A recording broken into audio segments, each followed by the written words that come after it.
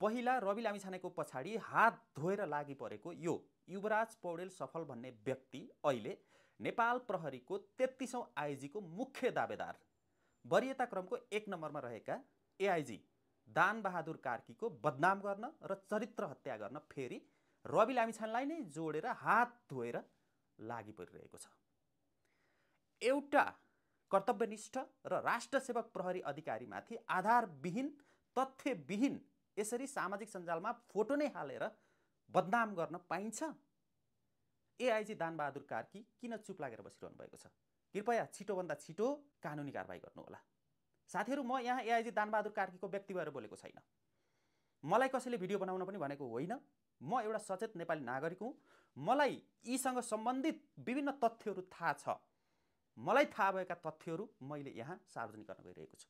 र साथीहरू, यो भिडियोमा यो युवराज पौडेल सफल भन्ने व्यक्ति कोबाट र कताबाट परिचालित रहेछ भन्ने कुरा पनि मैले सार्वजनिक गर्दैछु, त्यो पनि तथ्यको आधारमा। कृपया भिडियोलाई अन्तिमसम्म हेरेर सक्दो सेयर गरेर साथ दिनुहोला। सबैभन्दा पहिला यो युवराज सफल भन्ने व्यक्तिले आफ्नो फेसबुक स्ट्याटसमा के कसरी झुटा, आधारविहीन, तथ्यविहीन र प्रमाणविहीन कुराहरू लेखेर एउटा राष्ट्रसेवक प्रहरी अधिकारीको चरित्र हत्या र बदनाम गर्न खोजिरहेको छ भन्ने विषयमा हामी चर्चा गरौँ। साथीहरू, यहाँनिर यसले के लेखेको छ भने यिनले आफू जिल्ला प्रहरी परिसर काठमाडौँको प्रमुख हुँदा रवि लामिछाने विरुद्धको राहदानी दुरुपयोग सम्बन्धी मुद्दा नचलाउने निर्णय गरे भनेर भनेको छ। हेर्नुहोस् त, नेपालको संविधान र कानुनले कतै प्रहरी अधिकारीलाई मुद्दा नचलाउने निर्णय गर्ने अधिकार दिन्छ? नेपालको संविधान र कानुनले त यदि कुनै व्यक्तिको विरुद्धमा मुद्दा नचलाउने हो भने त्यो काम सरकारी वकिलले मात्रै गर्न सक्छ। सरकारी वकिल आफैले पनि गर्न सक्दैन। महान्यायाधिवक्ता कार्यालयको आदेश बमोजिम मात्रै सरकारी वकिलले त्यो काम गर्ने हो, मुद्दा नचलाउने निर्णय गर्ने हो भने यहाँनिर एआइजी दानबहादुर कार्कीले कसरी मुद्दा नचलाउने निर्णय गरे? यस्तो वाहियात कुरा गर्ने, भ्रम फिजाउन खोज्ने? स्मरण रहोस्, जति बेला रवि लामिछाने विरुद्ध राहदानी सम्बन्धी उजुरी यो मान्छेले जिल्ला प्रहरी परिसर काठमाडौँमा दिएको थियो, त्यति बेला त्यहाँका प्रहरी प्रमुख यिनै अहिलेका एआइजी दानबहादुर कार्की एसएसपीको रूपमा थिए। त्यसैगरी यहाँ यसले लेखेको छ, त्यहाँ पछि आफूभन्दा सिनियरलाई पछि पारेर रवि लामिछानेकै कोटामा डिआइजीमा बढुवा भए। यो पनि एउटा रवि लामिछानेसँगै एआइजी दानबहादुर कार्कीलाई बदनाम गर्नको लागि छर्न खोजिएको भ्रम हो। यसको सत्य, तथ्य र यथार्थ के हो भन्ने कुरा मलाई थाहा छ साथीहरू, त्यो पनि मैले तपाईहरुलाई बताउन गइरहेको छु। विक्रम सम्वत 2053 सालमा राष्ट्रिय अनुसन्धान विभागमा सिद्धिविक्रम शाह, सुशील सिंह राठौड र उमा प्रसाद चतुर्वेदी लगायतका व्यक्तिहरू भर्ती भएका थिए। त्यसैगरी विक्रम सम्वत 2054 साल 12 महिना 18 गते नेपाल प्रहरीमा चाहिँ दानबहादुर कार्की, मनोज कुमार केसी र राजन अधिकारी लगायतका व्यक्तिहरू भर्ती भएका थिए। दानबहादुर कार्कीहरू नेपाल प्रहरीमा भर्ती भएर उनीहरूले त्यहाँ तालिमहरू पनि गरेका थिए। तर पछि विक्रम सम्वत 2058 सालमा नेपाली कांग्रेसको सरकार भएको बेलामा खुमबहादुर खड्काले गृहमन्त्री स्तरीय निर्णय गरेर चाहिँ ती जो 53 सालमा राष्ट्रिय अनुसन्धान विभागमा भर्ती भएका सिद्धिविक्रम शाह, सुशील सिंह राठौड र उमा प्रसाद चतुर्वेदी थिए, उनीहरूलाई चाहिँ नेपाल प्रहरीमा वरियता क्रमको सुरुमा राखेर सार्ने निर्णय गरे। त्यसपछि के भयो भन्दाखेरि चाहिँ अब उनीहरू त 53 सालमा भर्ती भएका, तर राष्ट्रिय अनुसन्धान विभागमा भर्ती भएका हुन् नि त, नेपाल प्रहरीमा भर्ती भएका त थिएनन् उनीहरू हो। उनीहरूलाई ल्याएर वरियता क्रममा अगाडि राखिदिएपछि के भयो वरियता क्रम भन्दाखेरि सुरुमा सिद्धिविक्रम शाह, सुशील सिंह राठौड, 3 नम्बरमा उमा प्रसाद चतुर्वेदी, अनि 4 नम्बरमा बल्ल दानबहादुर कार्की, 5 नम्बरमा मनोज केसी र 6 नम्बरमा राजन अधिकारी भए। यसले पीडित को भयो त? दानबहादुर कार्की, मनोज केसी र राजन अधिकारीहरू भएनन् र? एकचोटि अनुमान लगाउँ त, जति बेला माओवादीका जो जनमुक्ति सेना भनिएकाहरू थिए उनीहरू र नेपाल आर्मीको बीचमा सेना संयोजन भएको थियो। यदि सेना संयोजन पछि नेपाल आर्मीको हेड चिफ प्रधान सेनापति यदि जनमुक्ति सेना भइदिएको भए अवस्था के हुन्थ्यो होला? के त्यो अनुमान गर्न सकिन्छ हामीले?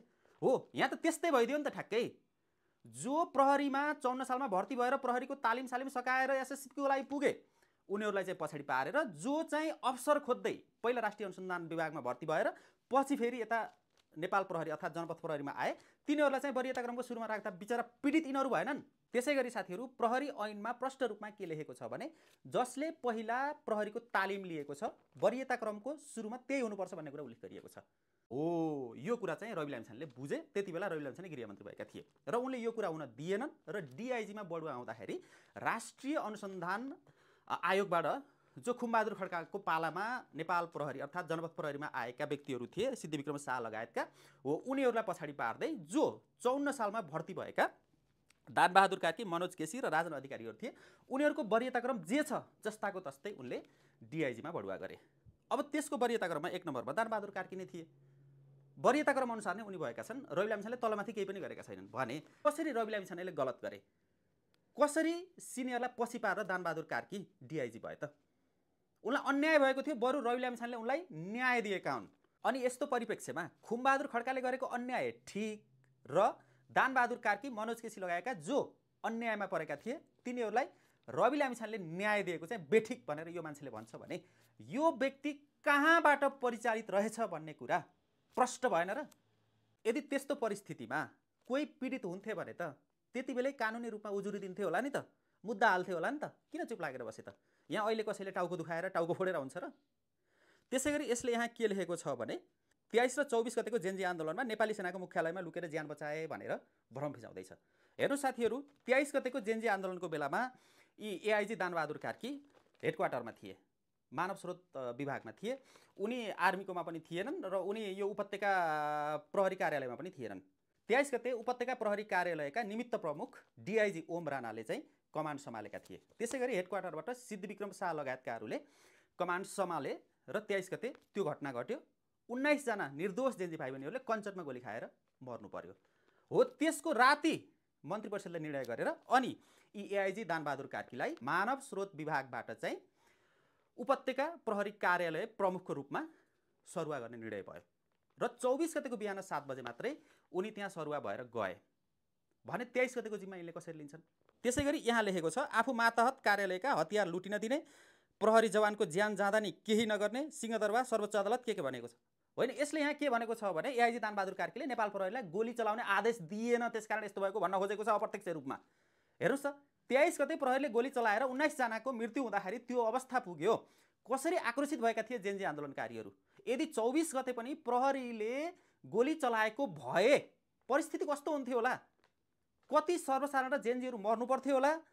र प्रहरीहरू 3 जना मात्रै ले शहादत प्राप्त गरेका छन्, कति प्रहरीहरूले शहादत प्राप्त गर्नु पर्थ्यो होला र कति सार्वजनिक सम्पत्तिहरू अझै नष्ट हुन्थ्यो होला? त्यो हामीले अनुमान गर्न सकिन्छ। 24 गते गोली चलाउने आदेश नदिएर बरु एआइजी दानबहादुर कार्कीले राम्रो गरेका छन्, यसलाई गलत भनेर कसरी भन्न सकिन्छ? यो त एउटा राष्ट्रघातीले मात्रै, परिचालित दलालले मात्रै भन्न सक्छ। यो एकदम ठिक गरेका छन् उनले। त्यसै गरी सिंहदरबार सर्वोच्च अदालत र संसद भवन जसलाई केही गर्न नसकेको रे होइन, त्यही अगाडि भएको नेपाल आर्मीले त केही गरेन भने बिचरा प्रहरीले सक्छ कि? प्रहरीसँग त्यत्रो त्यो घुसपेट भएको आन्दोलनलाई कन्ट्रोल गर्न सक्ने क्षमता छ, शक्ति छ, त्यत्रो साधन र स्रोत छ? हावातालमा जे पनि बोलेर चाहिँ भ्रम फिजाएर हुन्छ? त्यसै गरी यसले यहाँ के लेखेको छ भने आफू आइजिपी हुन जेलमा बसेको कैदी रवि लामिछानेलाई बाहिर निकालेर ल्याउने। अरे ल, रवि लामिछानेलाई बाहिर दानबहादुर कार्कीले निकालेको हो? 24 गतेको परिस्थिति के थियो थाहा छैन? के रवि लामिछाने मात्रै जेलबाट निस्केका छ? देशभरिका कति कैदीहरू बाहिर निस्केका छन्? के त्यो सबै दानबहादुर कार्कीले गरेको हो, रवि लामिछानेले गरेको हो? 24 गतेको परिस्थिति कस्तो थियो थाहा छैन? सबै जेलहरूमा आगलागी हुने अवस्था थियो। जेलका सुरक्षाकर्मीहरू, प्रशासनका प्रमुखहरू लगायत सबै ज्यान जोगाउन भाग्ने अवस्था थियो भने के हिरासतमा रहेका व्यक्तिहरूले आफ्नो ज्यान जोगाउन नपाउनु? अनि अर्को कुरा, आइजिपी बन्नको लागि रविलाई भगाएको रे, कस्तो ननसेन्स कुरा गरेको होइन? रवि लामिछानेलाई भगाएर यिनी आइजिपी कसरी हुन्छन्? जेनजीले पहिलादेखि नै बालेन शाहलाई अगाडि उठाएका थिए, रवि लामिछानेलाई होइन भने यस्तो परिस्थितिमा एउटा नेपाल प्रहरीको एआइजी लेभलको व्यक्ति त्यति बेकुप काम गर्छ? उसले यस्तो नचाहिने आधारहीन आरोप पनि लगाउने बदनाम गर्नको लागि? त्यसो हो भने साथीहरू, यो युवराज सफल भन्ने परिचालित व्यक्तिले एआइजी दानबहादुर कार्की र रवि लामिछानेलाई अझै बदनाम गर्न किन यसरी हात धोएर लागि परेको छ भन्ने विषयमा हामी चर्चा गरौँ। कुरा के हो भने साथीहरू, यही कार्तिकको 26 गते नेपाल प्रहरीको जो आइजी चन्द्रकुमार खापुङ छन् उनी अनिवार्य अवकाशमा जाँदैछन्। त्यसपछि नयाँ आइजी आउँदैछन् र नयाँ आइजीको लाइनमा छन् एआइजी दानबहादुर कार्की, मनोज केसी र राजन अधिकारी। एआइजी दानबहादुर कार्की वरियता क्रमको 1 नम्बरमा छन्। नेपाल प्रहरीको आइजी हुँदाखेरि प्राय तपाईँको 30औं आइजीको कुरा गर्नुहोस्, 31औं आइजी, 32औं आइजी जुन कुरा गर्नुहोस्, वरियता क्रमको 1 नम्बरमा भएका व्यक्तिहरू नै आइजी बनेका छन्। त्यसै गरी साथीहरू, नवराज सिलवालको केसमा अहिलेकी प्रधानमन्त्री तथा तत्कालीन प्रधान न्यायाधीश सुशीला कार्कीले गरेको एउटा निर्णय पनि महत्त्वपूर्ण छ। उनले के फैसला गरेकी छन् भने तत्कालीन सरकारले जयबहादुर चन्दलाई वरियता क्रमको 1 नम्बरमा नभएका व्यक्तिलाई चाहिँ आइजी बनाउने निर्णय गरेको थियो। अदालतमा मुद्दा पर्यो, उनले वरियता क्रमको 1 नम्बरमा भएको व्यक्तिलाई आइजी बनाउनु पर्छ भनेर चाहिँ निर्णय गरिदिएकी थिइन्। हो, यी सबै आधार प्रमाणहरू हेर्दाखेरि अबको 33औं आइजी दानबहादुर कार्की हुने पक्का पक्की छ। किनकि वरियता क्रमको 1 नम्बरमा पनि दानबहादुर कार्की छन्, कार्य सम्पादनमा पनि उनी 1 नम्बरमै छन्, त्यसकारण उनलाई बदनाम गर्न खोज्दैछ। अब दानबहादुर कार्की यदि आइजिपी नबन्ने हो भने यो व्यक्तिलाई के फाइदा हुन्छ त भन्दाखेरि अब दानबहादुर कार्की 1 नम्बर वरियतामा, 2 नम्बर वरियतामा अहिले राजन अधिकारी छन्। एआइजी राजन अधिकारी चाहिँ जनरक्षा नाम गरेको यो पत्रिकाले लेखेको समाचार बमोजिम एमाले निकटका रहेछन्, केपी ओली निकटका मान्छे रहेछन्। त्यसकारण आइजिपी दानबहादुर कार्कीलाई नबनाएर दोस्रो वरियतामा रहेका राजन अधिकारीलाई बनाउनको लागि उसले यहाँ दानबहादुर कार्कीको बदनाम गर्न खोजेको प्रष्ट रूपमा देखिन्छ भनिसकेपछि फेरि यो युवराज सफल भन्ने मान्छे कहाँबाट परिचालित रहेछ भन्ने कुरा हामीलाई थाहा हुँदैन साथीहरू। हामीले बुझिएन, यो त ओपन सिक्रेट छ नि त। अब राजन अधिकारी यदि आइजी भयो भने हामीले सजिलै के भन्न सकिन्छ भने केपी ओली, रमेश लेखक लगायतका व्यक्तिहरूलाई पक्राउ गर्ने होइन, तिनीहरूलाई उन्मुक्ति दिएर जेएनजी आन्दोलनकारीहरूलाई पक्राउ गर्ने पक्का पक्की छ। यदि यो समाचारले भनेको कुरा साँचो हो भने, यो समाचार गलत हो भने खण्डन गर्लान् भने यो व्यक्ति कहाँबाट परिचालित रहेछ र यसले कसरी एउटा नेपाल प्रहरीको कर्तव्यनिष्ठ राष्ट्रसेवक प्रहरी अधिकारीलाई बदनाम गर्न खोजिरहेको छ भन्ने विषयमा प्रश्न भएन साथीहरू।